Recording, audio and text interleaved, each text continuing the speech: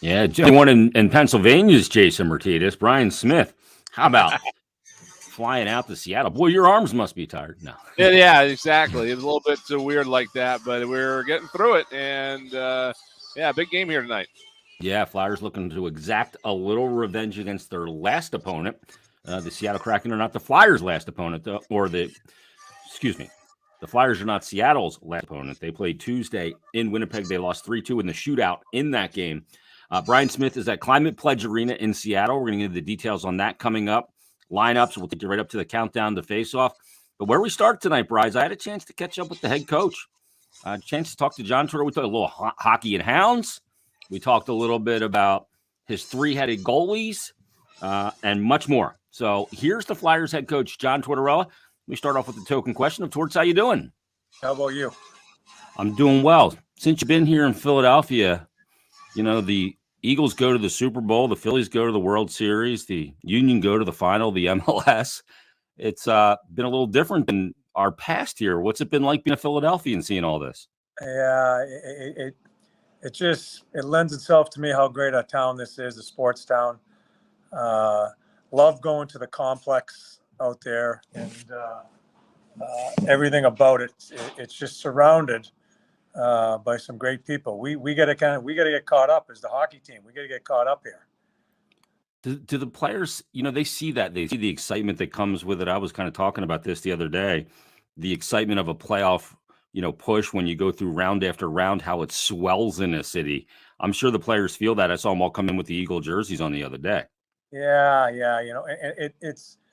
I'm sure it's hard for some of our guys because we're a ways away from that, but they understand the city. They see the excitement. They see, just the insanity going around with these teams, and they want to be part of it. They're athletes. They're entertainers. They're great competitors. They want to be part of it. Jason, we're still a ways away, but that's kind of the end goal, trying to get involved in some of that stuff. And you got to do it the right way. And a lot of that Torts in this year about finding out who's who, what's what, who's a part of it, and all of it is also about roster construction, because you don't just take the most talented players and 12 forwards and plop them in there, or the top 60 and plop them in there. The pieces have to fit. How much of the equation is that in your eyes to have those pieces that check very important boxes of character and style of play? Yeah, and especially, as I've said from day one, in the style of play we want to play it to the city of Philly. I think we've gone through a whole process here up to this point. I think the first part of that's going to be what guys we don't feel are going to be part of it that are on our roster right now. You have to make hard decisions. You have to open up spots, contract spots, before you start bringing in the people that you'd like to over the next few years. You have to make decisions on the guys that just simply you don't think fit here. And those are the things we're going to be going through. Deadlines coming up here shortly. Interesting to see what happens there. So it's what it is to me. It's exciting to build, but it's also, you just look how much work we have to do. We're going to have to stay patient. We're going to have to spend some time doing this to do this the right way and not try to do a quick fix. Yeah, you don't do it in the microwave. You got to slow cook it in a way. Yeah. Torch, you've talked about this a little bit lately, that, you get this kind of label as a guy, maybe a little old school, defend, block shots, physical play. But the fact of the matter is that your ozone forecheck is very aggressive, and you want your D to push and transition to stress the opponent as much as possible. Why don't people see those traits of what you like to do offensively, in your opinion? Because, you really do get in on it in the forecheck, get two guys in there and pressure the puck. And, that creates turnovers and opportunities off turnovers, and plus in transition, having your D push the puck right away. Yeah, we're trying to be as aggressive as we possibly can with our offense, and try not to take their sticks out of their hands. I think the biggest key is making the right decisions in the neutral zone. If we have to make an offensive play, let's do it. If we don't, let's push it behind them and let's get going underneath the hash mark. that has to be a big part of everybody's game in the National Hockey League. If you're going to be trying to making plays across the blue line all the time, teams defend so well. They have people back. It's going to be turnovers going the other way. So we're aggressive with our D. We want them joining. We just want the right decisions made through that neutral zone and then have at it from there. One of those guys. Defense, Jason, you wait until playoffs start. That's all you're going to hear teams talk about is that we've got to do this, that, the other thing. It's going to be on the defensive side of the puck. And we're trying to teach our guys that right on through here as we've gone through this year. York's a guy that, you didn't have up here at the beginning of the season. He's playing top pair and on his offside on the right side with Ivan Provorov. And in particular, towards in that game against Edmonton, I really liked the way he defended your blue line and didn't get wowed by the speed of a guy like Connor McDavid in the opposition. What have you seen out of Yorkie, especially on that top pair with Provy? Yeah, he has such great legs that he can close gaps. I think that's the biggest thing is closing the gap in the neutral zone so you're not giving up your blue line. And we like to call it surfing. We like him surfing right up with his legs and surprise people before they even enter our zone and try to break up plays there. He has the legs to do it. I'm very encouraged. And listen, we have him on the offside now, too. He hasn't played it a whole bunch, has some, but hasn't played it a whole bunch. He's done a terrific job. He's defended hard, still has things to learn. And what going back to your prior question, I want to see him up the ice more. I want to carry the puck more and use his legs more when we do have the puck, because I think he's met us halfway in the defensive part of it. Towards this time of year, we're in mid-February, the psychology of a team. I'm always interested to get your take on this. This is the pseudo dog days of a hockey season. The All-Star break's over. You're a couple of weeks away from the trade deadline. But this is a time when potential slippage could take place because guys do get mentally tired. And it's been a long year, and you're in that period of not quite the excitement of the end, but how do you prevent that slippage from taking foot? Yeah, and I felt we had a little bit of that with Seattle the other night. We poured a lot into games against Nashville and Edmonton. I thought we played really well in those games. We're going to be showing some clips today of our game against Seattle, and man, oh man, we're just watching them play, and certainly not taking anything away from their very quick, very balanced, good offensive hockey club. But we did some things in that game that I hadn't seen in a while.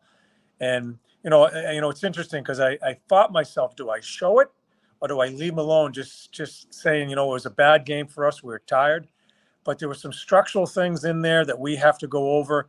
And this is the fine line, Jason, of how much do you give them this time of year? Because they are a tired group, and it's not physical, it's mental. But today, I think it's a good day. We've had a couple of days off. I think it's a good day to kind of revisit our structure and get at it that way. I think if I know you well enough at this point, I think the thing that probably bothered you most about that Seattle game is the first 5 minutes you came out and played very well and dictated, got a couple of power plays, including a goal, but then the team kind of exhaled and you kind of let them off the mat and they took over in the first period. Yeah, it was about a game I've seen our team play all year long after those first few minutes. And we had a little push in the third period. Happens. The other team has a 2-goal lead. They end up getting a little defensive. And the push was a little bit of a push. I thought it was more of a push. And then when I broke it down, we really didn't generate a whole bunch. That was a bad game. And we come back and play them here again tomorrow night. So a very good hockey club that still goes a little unnoticed in this league. They're balanced right on through, and they play fast. Konechny, obviously, his goals are very difficult to come by. He's gone 13 straight. He was at a 20.1 shooting percentage, which was pretty insane, and that wasn't going to maintain. But how do you prevent him from, really squeezing it, putting undue pressure on himself? Because goals are hard to come by for your team. He feels that pressure as well. Do you talk to him about that, Torch, or do you just leave him alone in this situation? Well, today he's one I'm going to talk to. I want to know. I'm not gonna grind him. I thought he was one of him and Kevin really struggled in the last game. Neither one of them had a shot on goal. That's not a good recipe for us at all offensively. I just want to know how we can help him as coaches, and because I think he's in his own head, because he cares so much and knows how important he is to us offensively. Today he's going to be on the tape in some doing some stuff that he usually doesn't do. But at the end of the day, I want to ask him how we can help him. And because I think he does need some help. He's still, he's played a lot of games, but he gets down on himself. So we need to try to help him get out of this. You're carrying 3 goalies right now with Hart, Sandstrom, and Harrison. Obviously, that's like, going on a date with your best friend tagging along. It's a little weird because there's only 2 creases. How do you balance this with the 3 goalies on this road trip? Yeah, I'm going to leave it up to Dilly. Urs is here. I think Urs, if I don't play Carter, Urs will be the guy that I consider him our backup. I think Urs has been our best goalie, quite honestly, right on through camp. Now we've got some health going on down there with Grosek coming back. And with Sandy, I just don't think he's played well enough. And I think Urs deserves to be the number 2 guy. He will be the 2 guy, and Dilly will figure out divvying up the practice time, but amongst the 3 goalies, but making sure he takes care of 1 and 2. For Felix, it's just that one goal, right? Towards that you, like in the Seattle game, you don't like that 4th one because he just doesn't regain his feet. Yeah. He's such a good kid. He works so hard, makes great saves. But I just don't think he's made enough saves. And met with him after the game, told him the situation because I didn't want him to get blindsided with a transaction. And he handled it well. He wants to play, but the reason why he has struggled getting wins in the National Hockey, it's just getting a few more minutes out of him and making a key save at a key time. Yeah, make all the ones you're supposed to make and make some that you're not supposed to make. That's mostly my philosophy. Good to get back on the road for the boys, too, after a 4-game homestand. Yeah, it is. It wasn't a homestand that proved very successful. I thought we played some good games in the middle of it. Edmonton and Nashville, 2 really good games. I was hoping to try to squeeze a point or 2 out of that Seattle game. But after 4 at home and also being on the break, it's good to get on the road and get about our business here and stay together as a hockey club. Yeah, play hockey, not to entertain, but to win. Sometimes you can do that better on the road. Let's talk some hockey and hounds, Tort, your favorite subject, of course. Yeah. And we have got an unbelievable – I love the work that you guys are doing here because you're getting so many dogs placed in great homes. And our dog of the week is Sheldy. Was rescued by the PSPCA Humane Law Enforcement Team in September. And this dog has got some great ears on it, some great antennas. Yes. And you just read the bio on this poor girl. No one really knows what's happened with her. She doesn't show very well in the shelters as most of these dogs don't, because it gets a little crazy in there with all the animals in their crates, whatever it may be, and it gets a little hinky in there. Doesn't show well there. We just need to get her out of there, and maybe even a foster, just so someone can see how she acts without the mayhem of a full shelter. Has had some struggles. They really don't know her past, but she just needs to find a nice, quiet home with kids, which is fantastic. Usually some dogs, they don't handle kids that well, but we need to try to find her a home, a low-key home with some kids, and just have her find her way, because it's been a struggle for her. Yeah, this dog just needs the love and kids that will provide that energy and passion to the dog as well. Would be fantastic. And she is an absolute beauty. She's got great ears on her. I love it. The upcoming PSPCA event is coming up on the 18th, which is just a few days away. And it's a Catterday adoption event at Philadelphia Brewing Company on Frankfurt Avenue in the city. And they're going to have cats there on hand as well in the tasting room from noon to 3 on Saturday afternoon. So that'll be a great event for people. Towards the fostering too. I know that's a big thing that you're hitting in with this dog. That'd be great as well. Can they do the same for the cats? Yes, they do. Yes, and I've said it for the past 3 weeks in the show, because I think sometimes people may think fostering is that you have the responsibility of having that animal for the rest of your life. Fostering is such a great conduit to saving an animal, to finding an animal its forever home. It's just to get the animal out of a stressful situation in the shelter, spend a little time in your home. It may be just a few weeks, and then they have people see the dog in a normal type setting, and that's when people start adopting these animals. So it can be dogs, cats, it's all sorts of things going on with fostering. And that Catterday, which is a Saturday, having a beer and maybe adopting a cat, I guess, was very successful, the past one, and they're going back at it again here at the Brewing Company. Yeah, again, that's going to be on the 18th from noon to 3 on that Saturday afternoon. Also, info for the Hockey and Hounds homepage, PhiladelphiaFlyers.com/hockey and hounds. All the details on adoptable dogs of the week, including our dog this week, Sheldy. And the Hockey and Hounds shirts are still available from John and Christine Tortorella Family Foundation for giving back. Learn more about the foundation. Go to tortorellafoundation.org. Shirts are still going like hotcakes? Yeah, they are, and the proceeds are going directly to these shelters that really operate on shoestring type situations as far as their budget's concerned. So you don't know how much we appreciate people buying them, because it goes directly to the animals, to help animals and the shelters. So let's keep on pushing. This is the time of year, Jason, when it's a total influx of animals coming in, when the spring starts coming near us, and you find dogs that aren't being taken care of. So we're going to need help. It's a ever grow. It never stops. We need help every day. So I hope people continue to listen and maybe find it in their heart to help out in any way they can. Yeah, and no matter how your day goes at the rink or anywhere else, when you go home and see that dog, they're going to give you the unconditional love that it makes it so worthwhile, for sure. Torch, thanks for doing this. Best of luck on the road trip. We'll be watching coming up tonight. The Flyers will be playing in Seattle, the second game against the last opponent you had. So best of luck. Thanks for doing this. Hopefully we can get this one at home and get them all at home as we go through the course of the year.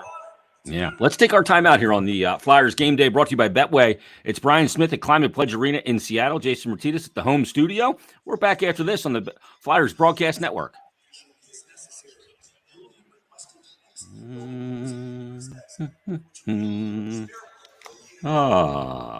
Let's just talk to the streamers. What is going on, streamers? I gotta get the line together here. Say again. I'm trying to I'm gonna dig the lines up here from Olivia. I know she's on the road along with Gianna. All right, we got those. Wait a minute. How's that arena, buddy? Now I can hear you. I'm having the arena's pretty cool. It's different. It's not your typical new arena, just from the standpoint of they didn't start from scratch, but they almost did. They had to, the old Key Arena, right? Yeah, the old Key Arena. They had to basically lift the roof up. The roof of this structure, and there's windows on either side. I guess I'm going to take my camera here while we're still on. You got to tell me when we're almost on the air, because I can't hear station. All right. But you see the roof here. Yeah. The roof, and then over there, you see that window on the end? It's kind of behind the scoreboard. Oh, yeah. There's a window on this. Two scoreboards? They have two scoreboards, yes. So they're pie-shaped scoreboards, and they hang over each end. So completely different way of doing things. But that window and this roof were protected structures under the National Historic Places Act. I forget what happened here, but there was some sort of event. So they had to raise those. And then they dug down. So like where we're at right now is almost at street level. Street level is right over there at the top of the upper deck. It's a big so hole. you come in and you go down. Yeah. So very, very interesting way of doing things. The press box is gorgeous. Say hi to Olivia. Olivia's right next to me. But the press box there you go. Goes all the way down, and plenty of room up here. A couple of design flaws. I've got some outlets banging my knees, but we'll get over that. There's Gianna. Yeah. So yeah, very cool. It's a really, really neat place. They got a lot of, obviously the Climate Pledge Arena is, that's not just a name, that's a thing. And yep. A lot of sustainability going on here. Right down to, we had bamboo plates for a press meal tonight for the media meal. So you ate the bamboo plate? No, you put your food on the plate. But yeah. I guess you could eat it. Why not? Build a house out of it or something. Yeah. Some flooring. Yeah. 15 seconds here. All right. I'm going to plug back into the all right. The station box. I'm still trying to figure out this whole setup. Streamer's got a little tour of Climate Pledge Arena.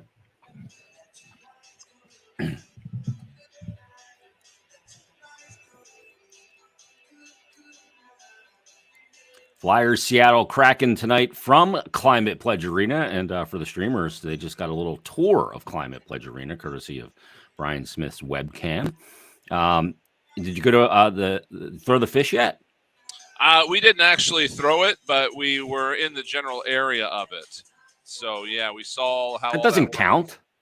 We didn't. We just got there a little bit too early, I think, in order to see it actually thrown. But the market, this isn't really the best time of year, I guess, for gatherings down there. It's a little cold and stuff, but the market is beautiful. It really is, and they've got a lot of great things going on there. So we tried to get Coatsy to throw the fish, but we couldn't quite get him out of bed in time. So, no, well, there are taverns out there. Yeah. They do have brew. Yes. We'll travel. Flyers take on Seattle tonight, Bri. They come out of the homestand rather with that record of 1-2-1. You're on the team plane. What was kind of the mood on the plane? You had a couple days in between where the boys, having a good time on the long flight out, because that's a jump. It was a pretty big haul, but it's good for, I think, them to get away regardless of the circumstances the last couple of games, because they're just really at this point, been at home for the last 10, 12 days, whatever. It's been a long time, Christmas time since they've had a long trip, so it's good to get away and kind of build some things up, and they're going to try to bring home as many points, obviously, as they can on this road trip. They've got a pretty good mindset on how to do it. They want to, just go out and play simple hockey like you were telling Torts, and, no need to entertain the road fans. Just go out there and keep it simple and try to steal a couple of points. No, our producer wants you to boost your mic a little bit, by the way. You're all right out there in Seattle. They're saving money on electric out there on you. And I still got this echo in my headset, which is driving me nuts, but we'll figure that out eventually. Well, I'm sure that's driving you crazy as you hear yourself twice. Hear myself once is quite enough. Hear myself once is bad enough, yes. Yeah. The lines tonight. Let's divulge the lines from warm-ups. Olivia Reiner's Twitter, who's right down the couple seats down from you. She's 4 feet to my left, yes. I was going to have her read them herself, but I'm having enough technical problems that maybe we'll get that done by the time the strip's over. So maybe in Edmonton. Yeah, exactly. Yes, a 4-game road trip. Seattle, Vancouver is the next one. 10 o'clock on Saturday night, another Flyers After Dark. Then a 4 o'clock local time against Calgary. And then the back-to-back with Edmonton, which will be at 9 p.m. But the lines tonight, Noah Cates centering Kevin Hayes and Owen Tippett. Frost centering JVR and Konechny. Then you have Lawton, Farabee, and Allison, Brown, Delarier, and Bellows. That's a different line with Konechny there with JVR. It's usually Tippett with Frost and JVR. Trying to get Konechny going, I think so. Sorry, for Konechny and Frost to be playing together, when we were talking with Torts about it earlier today, he was saying that, apparently they played together before, just not under him. He talked to TK about it a little bit, and where they said that they had played together before, so they're just trying to get TK and Noah Cates going, trying to get the offense back, and they got to score some goals as a team. Not just those two guys, but especially TK. They want to get them back going again. Yeah, it's been 13 without a goal. Matter of fact, the last goal that he scored completed the hat trick against the Washington Capitals 13 games ago. The D pairs tonight: Provorov and York, Sanheim and Ristolainen, Sealer and D'Angelo, unchanged there. And Carter Hart gets the start tonight. I thought it was interesting what Torts had to say when I asked him about the 3 goalies. And he said he's going to leave the practice situation up to Dilly and how they prepare and how they work in practice. But if Carter's not going to be going in the game, he's the bona fide starter. The next man up, the backup right now, is Sam Ersson. Yeah, exactly. It's going to be one of those weird situations right now with 3 goalies, but Torts says he's going to treat it like it's 2 goalies. He's basically just going to kind of come at this as Ersson's his backup, Ersson's his guy, and he's going to leave it up to Kim Dillabaugh as to how to handle the overall situation, but just to make sure guys number 1 and number 2 are ready. That's kind of going to be the situation here. And then we'll see what happens. In order for Felix Sandstrom to go back to the Phantoms, he has to clear waivers. So the Flyers are going to have to make a decision at some point. Do we try to get him through waivers to get him back down there? Do we try to trade him? Do we keep 3 for a while? I don't know what's going to happen here, but obviously the deadline is coming up in what do we got, about 3 weeks. So or 2 weeks from I don't tomorrow. think this whole situation is going to last 3 weeks. So we'll have to see what happens before that. But right now, Urson has moved into that second spot, and it's probably deserving. He's been an outstanding contributor all the way from the start of camp till now when he's been at the NHL level. Yeah, and the thing is, people go, well, just waive him. Nobody's going to claim him. He hasn't performed great. But the thing is this. First of all, you can go from being set organizationally with goaltending to not set very quickly. And number two, what we don't know is the 31 other teams in the NHL. Who's making a move at the deadline? Is somebody going to trade one of their goals? Like, is Columbus going to trade Jonas Korpisalo and need some goalie depth? We don't know that. Jarmo Kekalainen may know that, but we don't. So, again, they don't want to lose him to waivers, and then Grosnick comes back and then goes back out injured again, and now you're really in a tough situation. Yeah, exactly. And when you are looking at the overall grand scheme of things, you can't just look at the Flyers. You have to look at the Phantoms and even a little bit more down toward the Reading Royals, possibly, just in terms of making sure you have enough goalies up and down your system. And again, if you're thin in Lehigh Valley, you're only one injury at the NHL level, only one injury away from being thin at the NHL level, and then you got to scramble and figure out what's going on. Now, granted, the Flyers have a little bit of cushion in that they're not necessarily, they're not necessarily aiming to battle for a playoff spot this year, but at the same time, you're going in as sellers. That can be demoralizing enough to a roster. You don't want to just say throw caution to the wind and we're just going to let anybody play goalie if Carter Hart gets hurt, God forbid. You want to have some depth there just in case you need it. And and at the same time, the Flyers still are going to be developing Samuel Urson, so they want him up here. But again, a little bit of a hurdle get Sandstrom back to Lehigh Valley. We'll just see what happens. Well, I'm about 5 injuries, and that's when they go to me, and that's when the tank hard for Bedard people start cheering. When I'm I can help get TK some confidence. They should just bring me out to practice. He'll score on me all day. There you go. You know what? If a Zamboni driver can do it, then there's no question you can too, right? Yeah. Why not a radio guy? So it's the Flyers and the Kraken tonight. Boy, Brian, they really want to start off this trip well. The one thing for Seattle is this. When a team, I'm not sure how much this applies to West Coast teams coming back, but I imagine that there's still some validity to it. When a team leaves its time zone for a pronounced, road trip and then return home for that first game, sometimes that first game is a very tough one. You got to do the laundry, you got to make sure all the bills are paid, you got to vacuum the floors, all that stuff. And that first game back often is a tough one. We'll see if Seattle can handle that coming back home tonight, because they did not have a great road trip. No, they didn't. They had a. I lost Brian. Yep. Goodness me. Mike, do you have Brian? You still there? Yeah, now I'm still here. All right, we do not have Brian, so I'll just keep talking. So just shoot him a text and let him know that we lost his audio when he did something. That's one of those spots in the schedule that you always look at. You look at those spots when a team is returning from a long road trip where they left their time zone, getting reacclimated back home, and all the elements that go with it. That oftentimes is a very difficult game for a team to be ready for.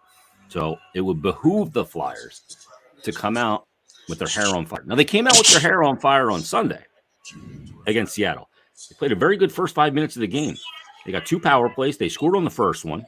They were up 1-0. And then something happened 4.5, 5 minutes into the game, and they just started watching. We talked to Torts about it. You just heard Torts talk about it. And Seattle took over from there on out the remainder of the period. And Flyers didn't get another shot on goal. So Flyers have to jump on them here early and sustain it. Exactly. And it's just a matter, again, of all right, you got 3 seconds. We got to wrap. It's just a matter of making sure that you try to be consistent is all. Countdown to face-off with Tim Saunders and Steve Coates is coming up, and first period action from Seattle. You've been listening to Flyers Game Day, brought to you by Betway on the Flyers Broadcast Network. Thanks, Mike.